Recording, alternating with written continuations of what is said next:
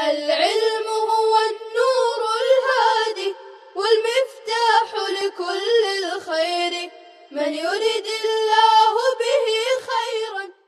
بسم الله الرحمن الرحيم. الحمد لله رب العالمين. الحمد لله حمدا كثيرا طيبا مباركا فيه. سبحان الله وبحمده عدد خلقه ورضا نفسه وزنة عرشه ومداد كلماته. سبحان الله وبحمده سبحان الله العظيم. وصلى الله وسلم على نبينا محمد وعلى آله وأصحابه وبارك وسلم تسليما كثيرا كثيرا.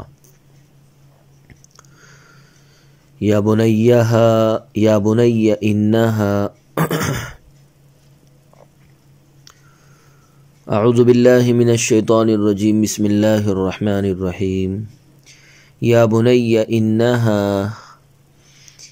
أي الخصلة السيئة إن تك مثقال حبة من خردل فتكن في صخرة أو في السماوات أو في الأرض أي في أخفى مكان من ذلك يأتي بها الله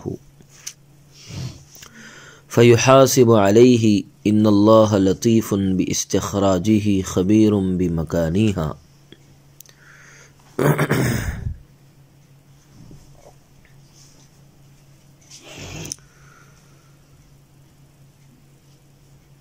اے میرے پیارے بیٹے، بری خصلت اگرچہ وہ رائی کے دانے کے برابر ہو اور پھر وہ بھی چٹان میں ہو یا آسمانوں میں ہو یا زمین میں ہو، یعنی ان مذکورہ جگہوں سے زیادہ پوشیدہ جگہ میں ہو، اللہ تعالیٰ اس کو ضرور نکال لائیں گا، پھر اس پر محاسبہ کرے گا۔ بے شک اللہ تعالیٰ اس کو نکالنے کے بارے میں باریک بھی ہیں اور اس کی جگہ سے باخبر ہے۔ یا بنی اقم الصلاة وأمر بالمعروف وانہ عن المنکر واصبر على ما اصابک بسبب الامر والنہی ان ذلك المذکور من عزم الامور ای معزوماتها التي يعزم عليها لوجوبها۔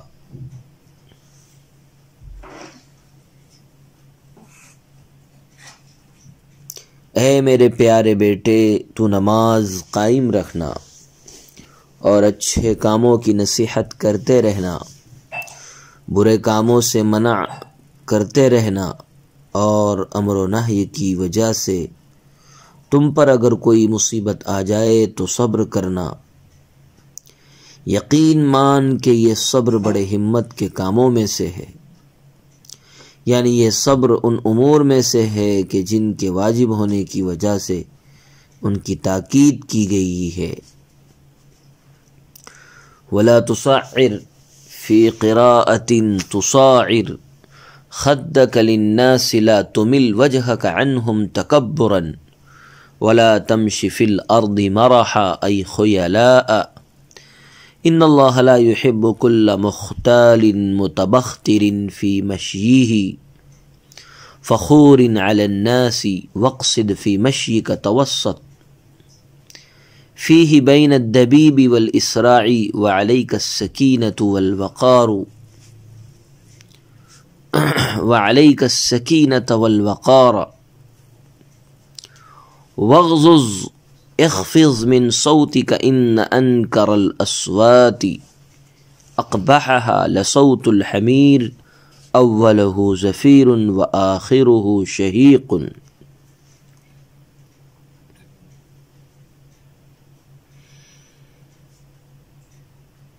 اور لوگوں سے تکبر کی وجہ سے اپنا رخ نہ پھیر اور زمین پر اترا کر مت چل، یعنی عجب و خود پسندی کے ساتھ بلا شبہ اکڑ کر چلنے والوں کو اور لوگوں کے مقابلے میں فخر کرنے والوں کو اللہ تعالی پسند نہیں کرتے، اور تو اپنی رفتار میں رینگنے اور دوڑنے کے درمیان اعتدال اختیار کر، اور وقعت و وقار کو لازم پکڑ، اور اپنی آواز کو یقیناً آوازوں میں سب سے زیادہ، اور اپنی آواز پست رکھ، اپنی آواز پست کر، یقیناً آوازوں میں سب سے زیادہ ناگوار گدھے کی آواز ہے۔ گدھے کی آواز کا اول حصہ زفیر ہے اور اس کا آخر حصہ شہیق ہے۔ انہا ان تکو،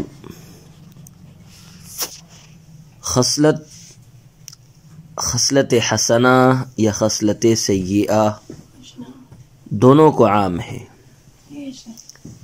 کسی ایک کی تخصیص کی کوئی وجہ نہیں ہے، اور بنیہ کی تصغیر تحقیر کے لیے نہیں بلکہ ترحم کے لیے ہے، تصغیر و اشفاق، تصغیر و ترحم۔ حضرت لقمان کے بیٹے نے جب عرض کیا کہ اگر میں ایسی جگہ گناہ کروں جہاں کوئی نہ دیکھ سکے، تو انہوں نے یہ ارشاد فرمایا، بیٹے کافر ہونے کی صورت میں تو یہ سوال ممکن ہے اور دیندار ہونے کی صورت میں بے محل ہوگا، البتہ ارشاد کا مقصد پھر علم سے معرفت و مشاہدہ کی طرف انتقال ہوگا، اسی کیفیت کا اثر دل پر ہونے سے ان کی روح پرواز کر گئی ہوگی۔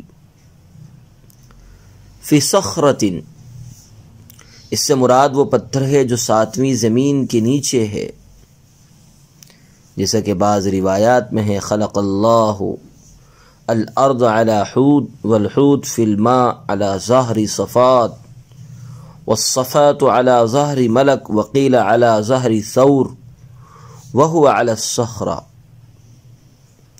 بس یہ آسمان و زمین کے علاوہ ہوا، اس لیے او لایا گیا ہے۔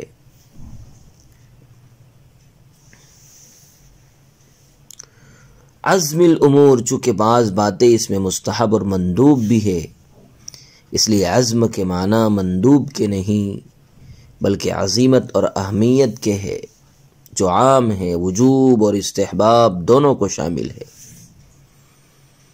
لا تصعر، صعر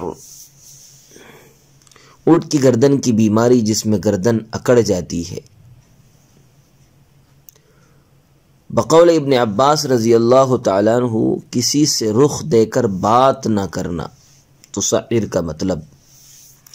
تصعر کی تفسیر حضرت عبداللہ ابن عباس نے کسی سے رخ دے کر بات نہ کرنے سے کی ہے، اور بقول مجاہد 2 آدمیوں کا ایک دوسرے سے کنارہ کشی اور ترک تعلق کر لینا صعر ہے۔ ربیع ابن انس فرماتے ہیں کہ امیر و غریب نظر میں یکساں رہنے چاہیے۔ مرحہ مصدر ہے، دبیب نرم اور دھیمی چال، کل مختار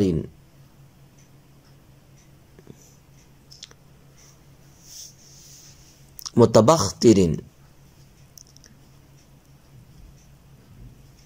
ان انکر الاصوات، یہ جملہ علت ہے، آواز کو پست رکھنے کا ابلغ طریقہ ہے۔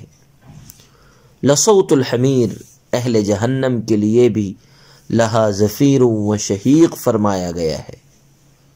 امام ثوری فرماتے ہیں کہ سب آوازوں میں بجز گدھے کی آواز کے تسبیح ہوتی ہے۔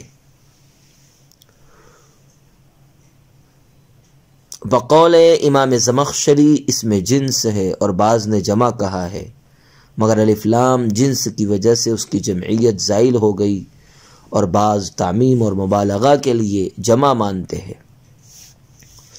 لصوت الحمیر، بہت سے گدھے مل کر آوازوں میں آواز ملائے تو کیا خوب سما ہوتا ہے، قدرت کی عجیب ستم ظریفی جھلکتی ہے، ممکن ہے جمع لانے میں یہی نقطہ ہو، الحمیل کی جمع لانے میں یہی نقطہ ہو۔ یا بنی انہا ان تک مثقال حبہ، انسان کو چاہیے کہ عمل کرتے وقت تو یہ بات دھیان میں رکھے کہ ہزاروں پردوں میں رہ کر جو کام کیا جائے گا وہ اللہ کے سامنے ہے۔ انسانی اخفائے معلومات کے جس قدر ذرائع ہو سکتے ہیں وہ سب اس آیت کریمہ میں مذکور ہیں۔ مشرکین نے اپنی دیوی دیوتاؤں کو اپنے اوپر قیاس کرتے ہوئے انہی حالات میں معذور اور ان کے علم کو ناقص سمجھا ہے۔ قرآن مجید نے ان میں سے ہر ممکن سبب کی تردید کرتے ہوئے بتلا دیا کہ خدا کا علم کامل و محیط ہے، کسی لحاظ سے بھی ناقص و ناتمام نہیں ہے۔ کوئی اچھائی برائی اگر رائی کے دانے کے برابر بھی چھوٹی ہوگی، اور فرض کرو پتھر کی کسی چٹان یا آسمانوں کی بلندی یا زمین کی تاریک گہرائیوں میں وہ رکھی ہو، وہ بھی اللہ سے مخفی نہیں رہ سکتی۔ اس لیے اللہ کی توحید اور بندگی پر قائم رہو اور دوسروں کو بھی نصیحت کرو کہ بھلی بات کریں اور برائی سے بچیں۔ اور اس دعوت کے سلسلے میں اکثر جو سختیاں پیش آتی ہے، جو پریشانیاں پیش آتی ہے، جو مصائب کے پہاڑ اپنوں اور غیروں کی طرف سے توڑے جاتے ہیں، انہیں صبر و تحمل اور اولو العزمی سے گوارا کرے۔ شدائد سے گھبرا کر ہمت ہار دینا حوصلہ مندوں کا کام نہیں ہے۔ کسی کو حقیر نہ سمجھو، متکبروں کی طرح بات نہ کرو، خندہ پیشانی سے اعتدال کی چال چلو، بے ضرورت نہ بولو، زور سے چلا کر بات نہ کرو۔ اونچی آواز سے بولنا اگر کوئی کمال ہوتا تو گدھے کی آواز دیکھو کس طرح اور کس قدر زور سے نکلتی ہے۔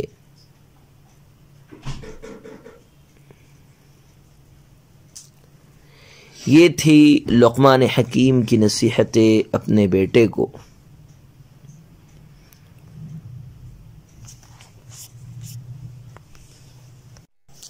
لقمان حکیم نے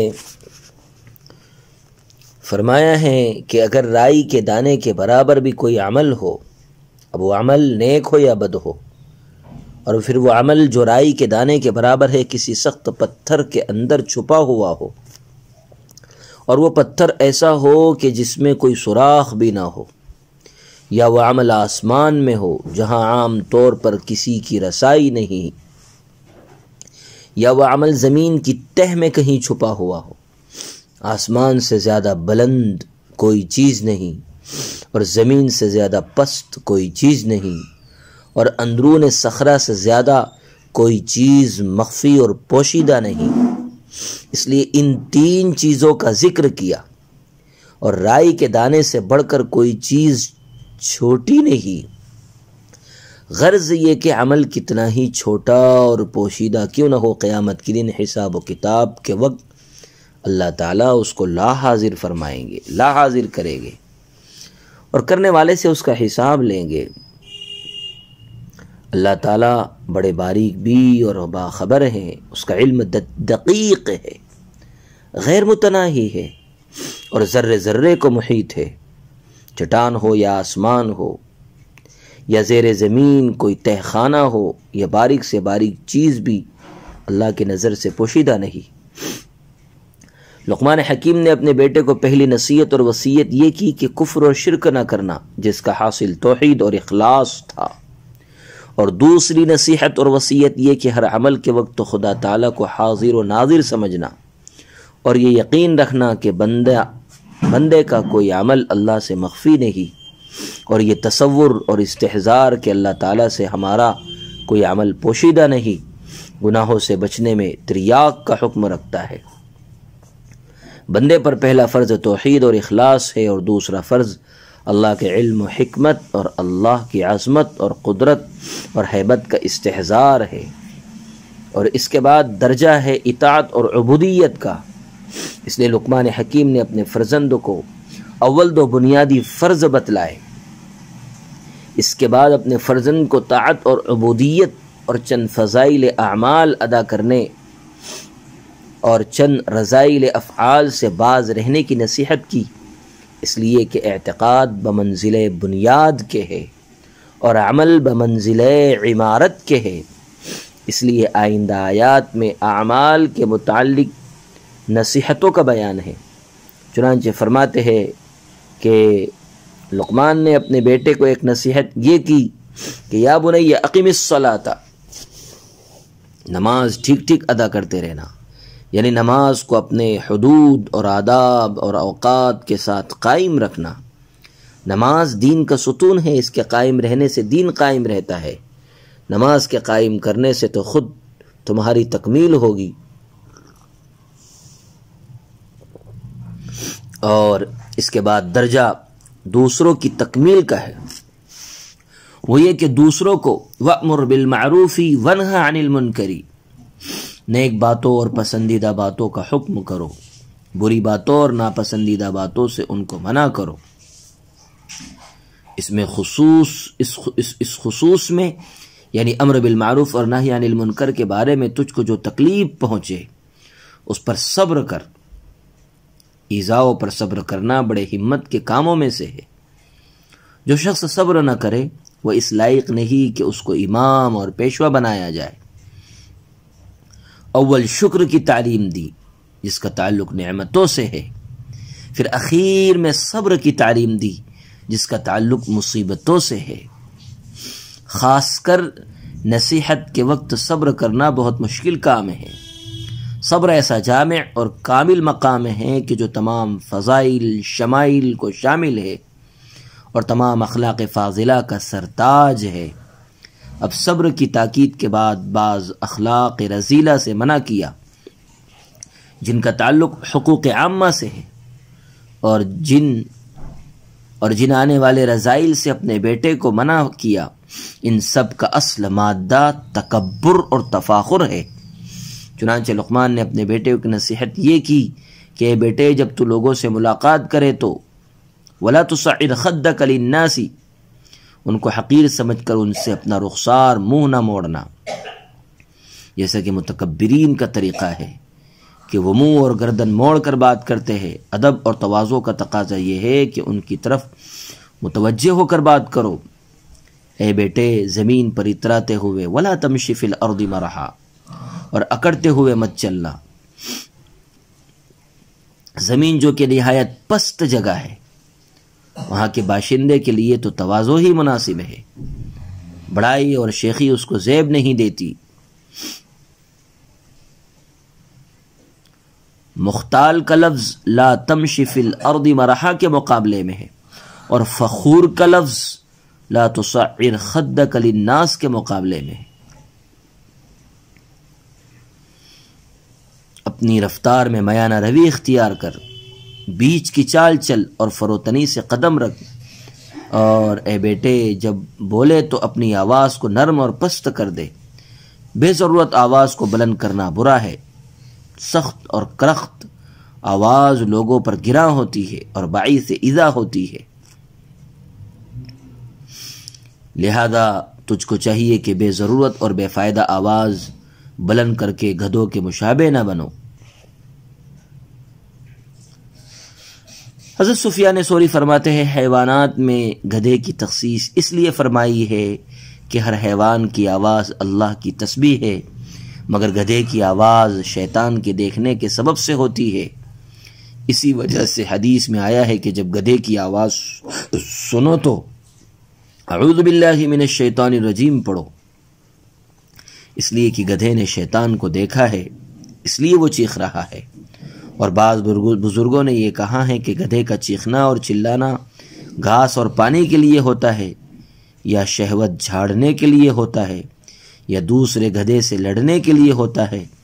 اور ظاہر ہے کہ جو آواز بہیمیت اور سبعیت کے سبب سے پیدا ہوگی وہ سب آوازوں سے بدتر ہوگی، اور اسی وجہ سے حدیث میں گدھے کے نمازی کے سامنے سے گزرنے کو قاطع صلاۃ قرار دیا ہے۔ نیز قرآن کریم میں جہنمیوں کے چیخنے اور چلانے کے متعلق لہم فیہا زفیر و شہیق آیا ہے، اور زفیر اور شہیق لغت میں گدھے کی باریک آواز اور بلند آواز کو کہتے ہیں۔ السلام عليكم، لا تنسوا الاعجاب بالفيديو والاشتراك في القناة تشجيعا لنا لنستمر بنشر المزيد ان شاء الله.